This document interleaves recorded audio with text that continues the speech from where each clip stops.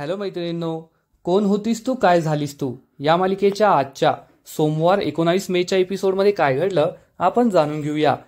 माने कावेरीला घराबाहेर काढलेलं असतं आणि चिकूला चक्क घरामध्ये ठेवून घेतलेलं असतं। कावेरी खूप दुःखी होते आणि बाहेरून ओरडू लागते, चिकू चिकू मला आतमध्ये घ्या, मला घराबाहेर काढू नका। त्यामुळे घरातील सगळेजण खूप दुःखी होतात की एका आईला मुलापासून तोडलं गेलंय। बाबा हे मला समजावून सांगतात, मंडळी तुम्ही हे काय करताय, तुम्ही एका तान्या बाळाला आईपासून दूर करताय। मला मान्य आहे ऍक्सिडेंट झालाय, अपघात झालाय, पण त्यात त्या पुरीची काय चूक, तुम्ही तिच्याशी इतकं कठोरपणे वागू नका, इतकं निर्दयीपणे वागू नका।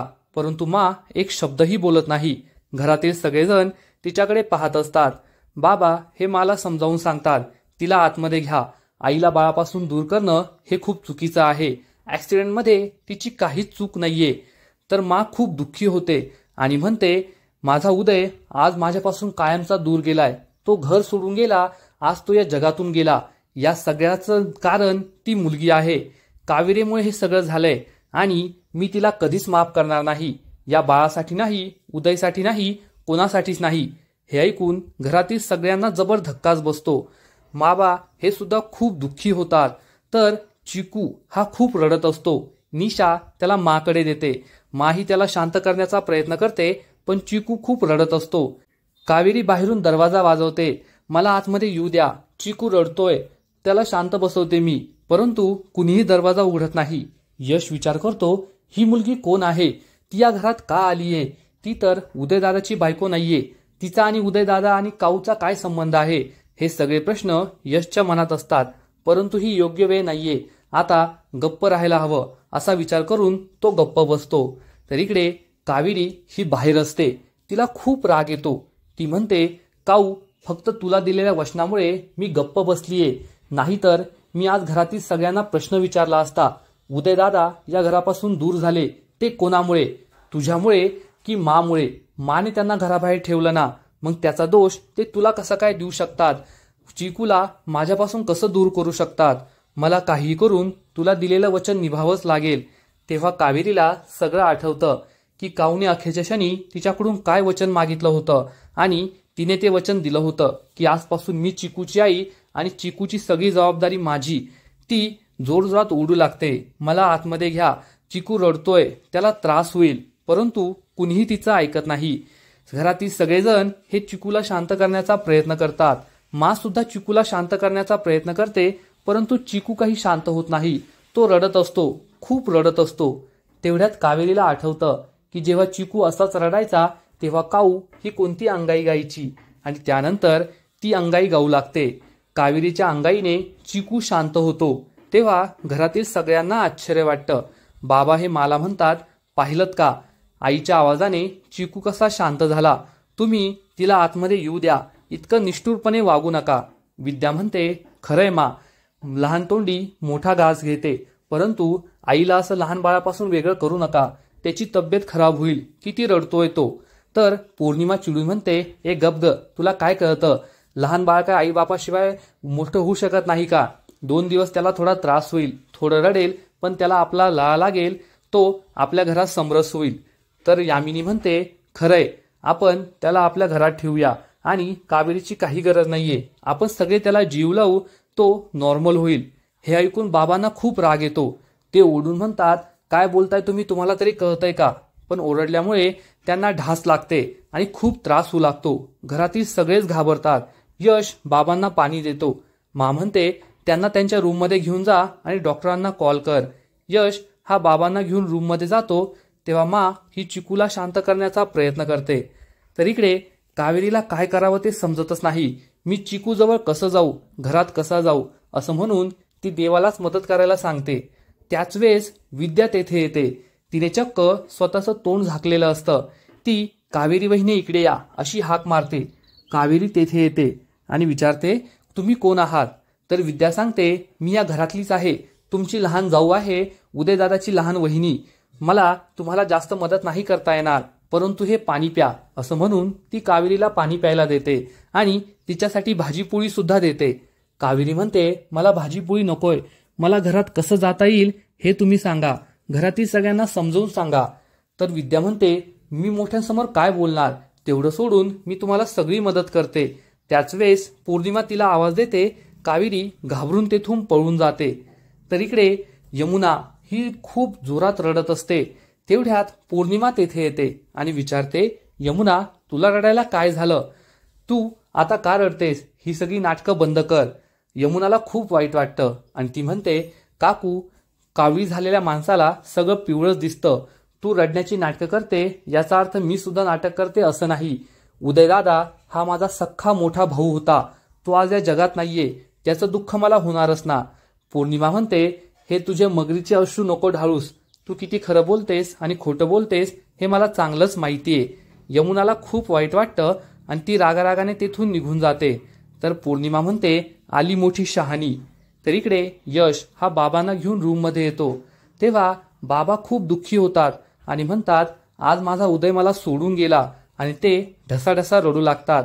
यश त्यांना सावरतो. बाबा म्हणतात, मीच उदयला माझ्यापासून दूर जाऊ दिलं. त्याला घरी परत आणण्यासाठी कोणतेही प्रयत्न केले नाही. पण यश, तू आता मला वचन दे. तू कावेरीला आणि चिकूला एकमेकांपासून दूर होऊ देणार नाही. तू कावेरीला घरात घेऊन येशील, मला समजावून सांगशील. असं म्हणून ते यशकडे वचन मागतात. यश त्यांना हे वचन देतो. पुढील एपिसोडमध्ये आपण पाहू की यश माला म्हणेल की कावेरीला घरामध्ये येऊ दे. तेव्हा मा ही कावेरीला चक्क एक परीक्षा द्यायला सांगणार. गणपती मंदिराच्या मागे असलेल्या तलावामध्ये कमळाचं फूल आहे.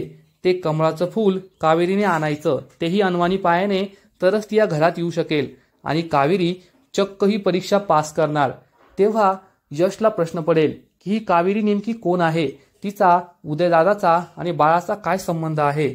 आणि जेव्हा कावेरीला चक्कर येईल तेव्हा तो कावेरीला हातामध्ये उचलून घरी घेऊन येणार. मग आता पुढे काय होईल हे तर कळेलच. परंतु तोपर्यंत कोण होतीस तू, काय झालीस तू, या मालिकेचे असेच नवीन नवीन अपडेट्स सर्वात आधी जाणून घेण्यासाठी व्हिडिओला लाईक करा, शेअर करा आणि चॅनलला सबस्क्राईब करायला विसरू नका. खूप खूप धन्यवाद. हॅलो मैत्रिणींनो, कोण होतीस तू, काय झालीस तू, या मालिकेच्या आजच्या सोमवार 19 मेच्या एपिसोडमध्ये काय घडलं आपण जाणून घेऊया. माने कावेरीला घराबाहेर काढलेलं असतं आणि चिकूला चक्क घरामध्ये ठेवून घेतलेलं असतं. कावेरी खूप दुःखी होते आणि बाहेरून ओरडू लागते, चिकू चिकू, मला आतमध्ये घ्या, मला घराबाहेर काढू नका. त्यामुळे घरातील सगळेजण खूप दुःखी होतात की एका आईला मुलापासून तोडलं गेलंय. बाबा हे मला समजावून सांगतात, मंडळी तुम्ही हे काय करताय? तुम्ही एका तान्या बाळाला आईपासून दूर करताय. मला मान्य आहे, ऍक्सिडेंट झालाय, अपघात झालाय, पण त्यात त्या पोरीची काय चूक? तुम्ही तिच्याशी इतकं कठोरपणे वागू नका, इतकं निर्दयीपणे वागू नका. परंतु मा एक शब्दही बोलत नाही.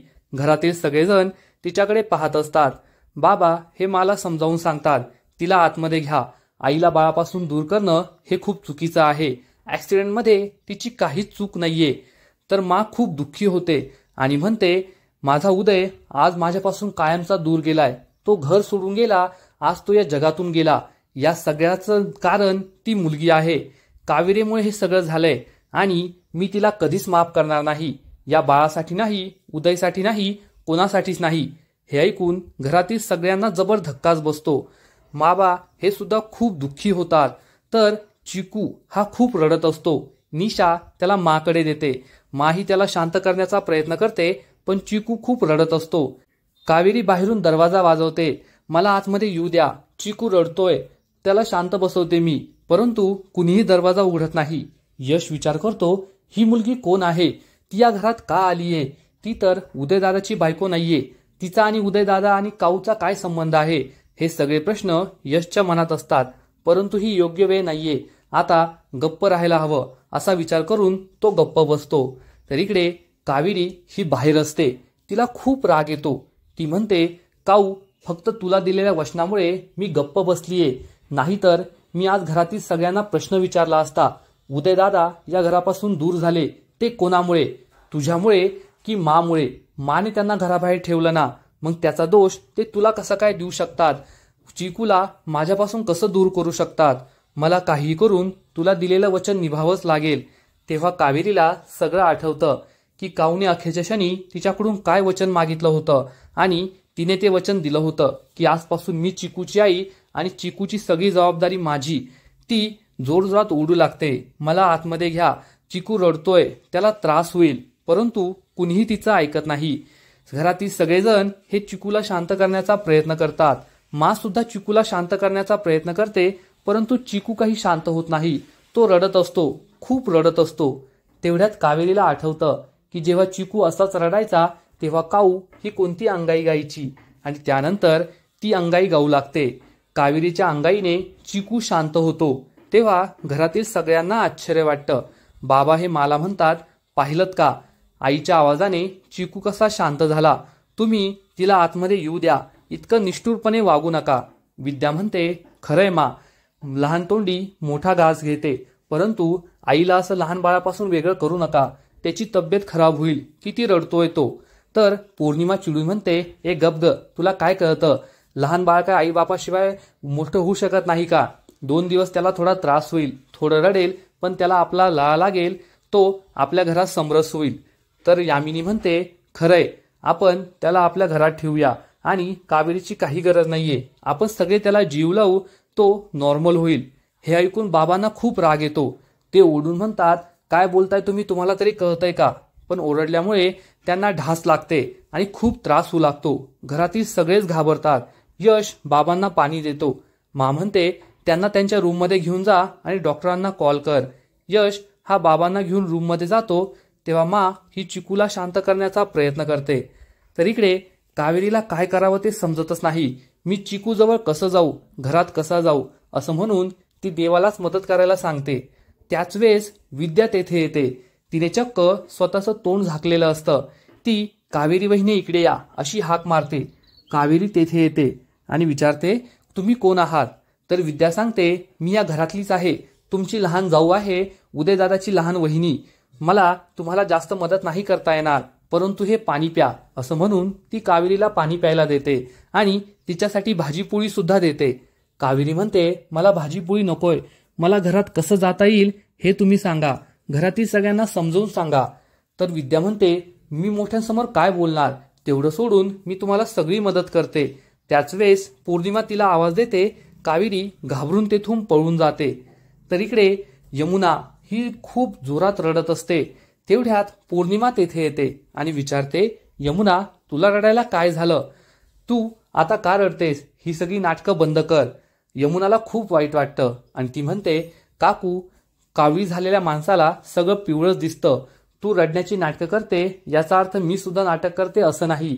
उदयदादा हा माझा सख्खा मोठा भाऊ होता, तो आज या जगात नाहीये, त्याचं दुःख मला होणारच ना. पौर्णिमा म्हणते, हे तुझे मगरीचे अश्रू नको ढाळूस, तू किती खरं बोलतेस आणि खोटं बोलतेस हे मला चांगलंच माहितीये. यमुनाला खूप वाईट वाटतं आणि ती रागारागाने तेथून निघून जाते. तर पौर्णिमा म्हणते, आली मोठी शहाणी. तर इकडे यश हा बाबांना घेऊन रूममध्ये येतो. तेव्हा बाबा खूप दुःखी होतात आणि म्हणतात, आज माझा उदय मला सोडून गेला, आणि ते ढसाढसा रडू लागतात. यश त्यांना सावरतो. बाबा म्हणतात, मीच उदयला माझ्यापासून दूर जाऊ दिलं, त्याला घरी परत आणण्यासाठी कोणतेही प्रयत्न केले नाही. पण यश, तू आता मला वचन दे, तू कावेरीला आणि चिकूला एकमेकांपासून दूर होऊ देणार नाही. तू कावेरीला घरात घेऊन येशील, मला समजावून सांगशील, असं म्हणून ते यशकडे वचन मागतात. यश त्यांना हे वचन देतो. पुढील एपिसोडमध्ये आपण पाहू की यश माला म्हणेल की कावेरीला घरामध्ये येऊ दे. तेव्हा मा ही कावेरीला चक्क एक परीक्षा द्यायला सांगणार. गणपती मंदिराच्या मागे असलेल्या तलावामध्ये कमळाचं फूल आहे, ते कमळाचं फूल कावेरीने आणायचं, तेही अनवाणी पायाने, तरच ती या घरात येऊ शकेल. आणि कावेरी चक्क ही परीक्षा पास करणार. तेव्हा यशला प्रश्न पडेल की ही कावेरी नेमकी कोण आहे, तिचा उदयदादाचा आणि बाळाचा काय संबंध आहे. आणि जेव्हा कावेरीला चक्कर येईल तेव्हा तो कावेरीला हातामध्ये उचलून घरी घेऊन येणार. मग आता पुढे काय होईल हे तर कळेलच. परंतु तोपर्यंत कोण होतीस तू, काय झालीस तू, या मालिकेचे असेच नवीन नवीन अपडेट्स सर्वात आधी जाणून घेण्यासाठी व्हिडिओला लाईक करा, शेअर करा आणि चॅनलला सबस्क्राईब करायला विसरू नका. खूप खूप धन्यवाद. हॅलो मैत्रिणींनो, कोण होतीस तू, काय झालीस तू, या मालिकेच्या आजच्या सोमवार 19 मेच्या एपिसोडमध्ये काय घडलं आपण जाणून घेऊया. माने कावेरीला घराबाहेर काढलेलं असतं आणि चिकूला चक्क घरामध्ये ठेवून घेतलेलं असतं. कावेरी खूप दुःखी होते आणि बाहेरून ओरडू लागते, चिकू चिकू, मला आतमध्ये घ्या, मला घराबाहेर काढू नका. त्यामुळे घरातील सगळेजण खूप दुःखी होतात की एका आईला मुलापासून तोडलं गेलंय. बाबा हे मला समजावून सांगतात, मंडळी तुम्ही हे काय करताय? तुम्ही एका तान्या बाळाला आईपासून दूर करताय. मला मान्य आहे ऍक्सिडेंट झालाय, अपघात झालाय, पण त्यात त्या पोरीची काय चूक? तुम्ही तिच्याशी इतकं कठोरपणे वागू नका, इतकं निर्दयीपणे वागू नका. परंतु मा एक शब्दही बोलत नाही. घरातील सगळेजण तिच्याकडे पाहत असतात. बाबा हे मला समजावून सांगतात, तिला आतमध्ये घ्या. आईला बाळापासून दूर करणं हे खूप चुकीचं आहे. ऍक्सिडेंटमध्ये तिची काहीच चूक नाहीये. तर मा खूप दुःखी होते आणि म्हणते, माझा उदय आज माझ्यापासून कायमचा दूर गेलाय. तो घर सोडून गेला, आज तो या जगातून गेला. या सगळ्याचं कारण ती मुलगी आहे. कावेरीमुळे हे सगळं झालंय आणि मी तिला कधीच माफ करणार नाही. या बाळासाठी नाही, उदयसाठी नाही, कोणासाठीच नाही. हे ऐकून घरातील सगळ्यांना जबर धक्काच बसतो. माबा हे सुद्धा खूप दुःखी होतात. तर चिकू हा खूप रडत असतो. निशा त्याला माकडे देते. माही त्याला शांत करण्याचा प्रयत्न करते, पण चिकू खूप रडत असतो. कावेरी बाहेरून दरवाजा वाजवते, मला आतमध्ये येऊ द्या, चिकू रडतोय. त्याला शांत बसवते मी, परंतु कुणीही दरवाजा उघडत नाही. यश विचार करतो, ही मुलगी कोण आहे? ती या घरात का आलीये? ती तर उदयदादाची बायको नाहीये. तिचा आणि उदयदादा आणि काऊचा काय संबंध आहे? हे सगळे प्रश्न यशच्या मनात असतात. परंतु ही योग्य वेळ नाहीये, आता गप्प राहायला हवं असा विचार करून तो गप्प बसतो. तर इकडे कावेरी ही बाहेर असते. तिला खूप राग येतो. ती म्हणते, काऊ फक्त तुला दिलेल्या वचनामुळे मी गप्प बसलीये, नाहीतर मी आज घरातील सगळ्यांना प्रश्न विचारला असता. उदयदादा या घरापासून दूर झाले ते कोणामुळे? तुझ्यामुळे की मामुळे? माने त्यांना घराबाहेर ठेवलं ना, मग त्याचा दोष ते तुला कसा काय देऊ शकतात? चिकूला माझ्यापासून कसं दूर करू शकतात? मला काही करून तुला दिलेलं वचन निभावंच लागेल. तेव्हा कावेरीला सगळं आठवतं की काऊने अखेरच्या क्षणी तिच्याकडून काय वचन मागितलं होतं आणि तिने ते वचन दिलं होतं की आजपासून मी चिकूची आई आणि चिकूची सगळी जबाबदारी माझी. ती जोरजोरात ओरडू लागते, मला आतमध्ये घ्या, चिकू रडतोय, त्याला त्रास होईल. परंतु कुणीही तिचं ऐकत नाही. घरातील सगळेजण हे चिकूला शांत करण्याचा प्रयत्न करतात. मा सुद्धा चिकूला शांत करण्याचा प्रयत्न करते, परंतु चिकू काही शांत होत नाही. तो रडत असतो, खूप रडत असतो. तेवढ्यात कावेरीला आठवतं की जेव्हा चिकू असाच रडायचा तेव्हा काऊ ही कोणती अंगाई गायची आणि त्यानंतर ती अंगाई गाऊ लागते. कावेरीच्या अंगाईने चिकू शांत होतो. तेव्हा घरातील सगळ्यांना आश्चर्य वाटतं. बाबा हे मला म्हणतात, पाहिलत का आईच्या आवाजाने चिकू कसा शांत झाला? तुम्ही तिला आतमध्ये येऊ द्या, इतकं निष्ठुरपणे वागू नका. विद्या म्हणते, खरंय मा, लहान तोंडी मोठा घास घेते, परंतु आईला असं लहान बाळापासून वेगळं करू नका, त्याची तब्येत खराब होईल, किती रडतोय तो. तर पौर्णिमा चिडून म्हणते, ए गप ग, तुला काय कळतं? लहान बाळ काय आई बापाशिवाय मोठं होऊ शकत नाही का? 2 दिवस त्याला थोडा त्रास होईल, थोडं रडेल, पण त्याला आपला लळा लागेल, तो आपल्या घरात समरस होईल. तर यामिनी म्हणते, खरंय, आपण त्याला आपल्या घरात ठेवूया आणि कावेरीची काही गरज नाहीये, आपण सगळे त्याला जीव लावू, तो नॉर्मल होईल. हे ऐकून बाबांना खूप राग येतो. ते ओरडून म्हणतात, काय बोलताय तुम्ही, तुम्हाला तरी कळतंय का? पण ओरडल्यामुळे त्यांना ढास लागते आणि खूप त्रास होऊ लागतो. घरातील सगळेच घाबरतात. यश बाबांना पाणी देतो. मा म्हणते, त्यांना त्यांच्या रूममध्ये घेऊन जा आणि डॉक्टरांना कॉल कर. यश हा बाबांना घेऊन रूममध्ये जातो. तेव्हा मा ही चिकूला शांत करण्याचा प्रयत्न करते. तर इकडे कावेरीला काय करावं ते समजतच नाही. मी चिकूजवळ कसं जाऊ, घरात कसा जाऊ असं म्हणून ती देवालाच मदत करायला सांगते. त्याच वेळेस विद्या तेथे येते. तिने चक्क स्वतःचं तोंड झाकलेलं असतं. ती कावेरी वहिनी इकडे या अशी हाक मारते. कावेरी तेथे येते आणि विचारते, तुम्ही कोण आहात? तर विद्या सांगते, मी या घरातलीच आहे, तुमची लहान जाऊ आहे, उदयदादाची लहान वहिनी. मला तुम्हाला जास्त मदत नाही करता येणार, परंतु हे पाणी प्या असं म्हणून ती कावेरीला पाणी प्यायला देते आणि तिच्यासाठी भाजीपोळी सुद्धा देते. कावेरी म्हणते, मला भाजीपोळी नकोय, मला घरात कसं जाता येईल हे तुम्ही सांगा, घरातील सगळ्यांना समजून सांगा. तर विद्या म्हणते, मी मोठ्यांसमोर काय बोलणार, तेवढं सोडून मी तुम्हाला सगळी मदत करते. त्याच वेळेस पौर्णिमा तिला आवाज देते. कावेरी घाबरून तेथून पळून जाते. तर इकडे यमुना ही खूप जोरात रडत असते. तेवढ्यात पौर्णिमा तेथे येते आणि विचारते, यमुना तुला रडायला काय झालं? तू आता का रडतेस? ही सगळी नाटकं बंद कर. यमुनाला खूप वाईट वाटतं आणि ती म्हणते, काकू कावळी झालेल्या माणसाला सगळं पिवळंच दिसतं. तू रडण्याची नाटकं करते याचा अर्थ मी सुद्धा नाटक करते असं नाही. उदयदादा हा माझा सख्खा मोठा भाऊ होता. तो आज या जगात नाहीये. त्याचं दुःख मला होणारच ना. पौर्णिमा म्हणते, हे तुझे मगरीचे अश्रू नको ढाळूस. तू किती खरं बोलतेस आणि खोटं बोलतेस हे मला चांगलंच माहितीये. यमुनाला खूप वाईट वाटतं आणि ती रागारागाने तेथून निघून जाते. तर पौर्णिमा म्हणते, आली मोठी शहाणी. तर इकडे यश हा बाबांना घेऊन रूममध्ये येतो. तेव्हा बाबा खूप दुःखी होतात आणि म्हणतात, आज माझा उदय मला सोडून गेला, आणि ते ढसाढसा रडू लागतात. यश त्यांना सावरतो. बाबा म्हणतात, मीच उदयला माझ्यापासून दूर जाऊ दिलं. त्याला घरी परत आणण्यासाठी कोणतेही प्रयत्न केले नाही. पण यश, तू आता मला वचन दे. तू कावेरीला आणि चिकूला एकमेकांपासून दूर होऊ देणार नाही. तू कावेरीला घरात घेऊन येशील, मला समजावून सांगशील. असं म्हणून ते यशकडे वचन मागतात. यश त्यांना हे वचन देतो. पुढील एपिसोडमध्ये आपण पाहू की यश माला म्हणेल की कावेरीला घरामध्ये येऊ दे. तेव्हा मा ही कावेरीला चक्क एक परीक्षा द्यायला सांगणार. गणपती मंदिराच्या मागे असलेल्या तलावामध्ये कमळाचं फूल आहे. ते कमळाचं फूल कावेरीने आणायचं, तेही अनवाणी पायाने, तरच ती या घरात येऊ शकेल. आणि कावेरी चक्क ही परीक्षा पास करणार. तेव्हा यशला प्रश्न पडेल की ही कावेरी नेमकी कोण आहे. तिचा उदयदादाचा आणि बाळाचा काय संबंध आहे. आणि जेव्हा कावेरीला चक्कर येईल तेव्हा तो कावेरीला हातामध्ये उचलून घरी घेऊन येणार. मग आता पुढे काय होईल हे तर कळेलच. परंतु तोपर्यंत कोण होतीस तू, काय झालीस तू या मालिकेचे असेच नवीन नवीन अपडेट्स सर्वात आधी जाणून घेण्यासाठी व्हिडिओला लाईक करा, शेअर करा आणि चॅनलला सबस्क्राईब करायला विसरू नका. खूप खूप धन्यवाद. हॅलो.